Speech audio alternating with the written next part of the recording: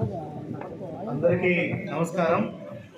ఈరోజు మనం తిరుపతి శ్రీకాళహస్తి పట్టణంలో బజార్ వీధిలో ఈ అవగాహన ర్యాలీ ఒకటి నిర్వహించుకోవడం జరుగుతుంది. ఈరోజు ఇక్కడ చాలామంది వినియోగదారులు, అదేవిధంగా దుకాణదారులు వీళ్ళందరితో కూడా మాట్లాడడం జరిగింది. ఏదైతే కేంద్ర రాష్ట్ర ప్రభుత్వాలు మొన్న తీసుకొచ్చినటువంటి జిఎస్టి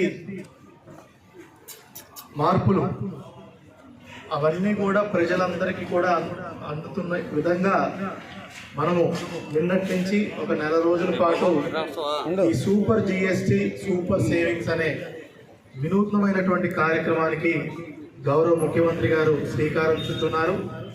దాంట్లో భాగంగానే ఈరోజు మనం శ్రీకాళహస్తి బజార్ వీధిలో అందరితో కూడా మాట్లాడి వాళ్ళందరికీ కూడా అవగాహన కల్పించడం జరిగింది.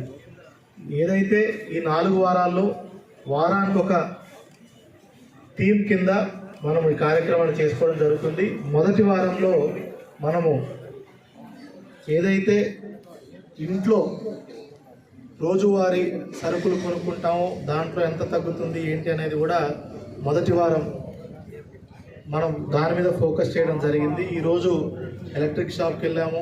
ముఖ్యంగా టీవీలు, ఏసీలు, ఎయిర్ కండిషనర్సు, వాషింగ్ మెషిన్స్ వాటి మీద ఇదివరకు 28% నుండి 18% చేయడం జరిగింది. సుమారుగా ప్రతి ఒక్క వస్తువు మీద 3-4 వేలు పైచిలకు ధరలు తగ్గుతున్నాయి. అదేవిధంగా మనము స్టేషనరీకి షాప్కి వెళ్ళడం జరిగింది. స్టేషనరీలో అన్నీ కూడా ఇప్పుడు 12% నుంచి 0% జిఎస్టీకి తగ్గించడం జరిగింది. అదేవిధంగా నిత్యావసర వస్తువులు దొరికేటువంటి సూపర్ మార్కెట్ కూడా వెళ్ళడం జరిగింది. ఇక్కడ కూడా షాప్ ఓనర్స్కి, వినియోగదారులందరికీ కూడా అవగాహన కల్పించడం జరిగింది.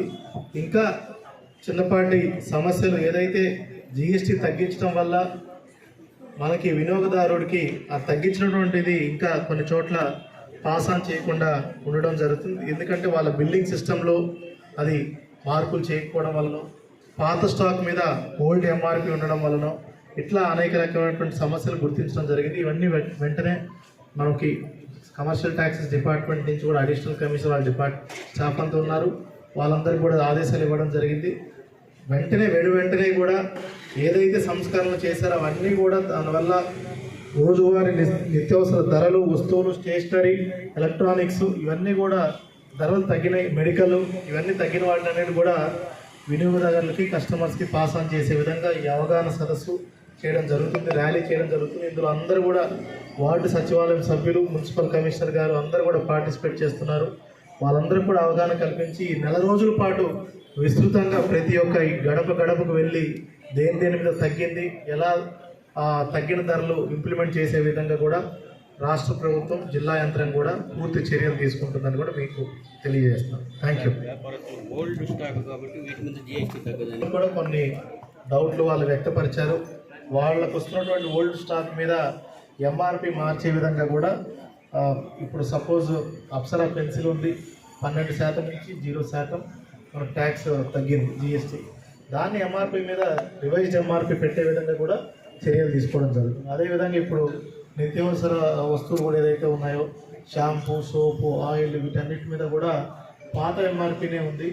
దాన్ని షాప్ లెవెల్లో రివైజ్డ్ రేట్స్ ఏదైతే చేస్తున్నారో అవన్నీ కూడా వచ్చే విధంగా కూడా చర్యలు తీసుకుంటాం. ఇది షాప్ ఓనర్స్ దగ్గర సమస్యలు కొన్ని గుర్తించాము. డిస్ట్రిబ్యూటర్స్ తర్వాత మెయిన్ కంపెనీస్ వాళ్ళు కూడా ఈ చేంజ్డ్ జిఎస్టీని అది పాస్ ఆన్ చేయట్లేదు డిస్ట్రిబ్యూటర్స్కి, అదేవిధంగా షాప్ ఓనర్స్కి. అది కూడా వెంటనే మనము ఆ గుర్తించినటువంటి సమస్యలు వెంటనే పరిష్కారం చేయడం జరుగుతుంది.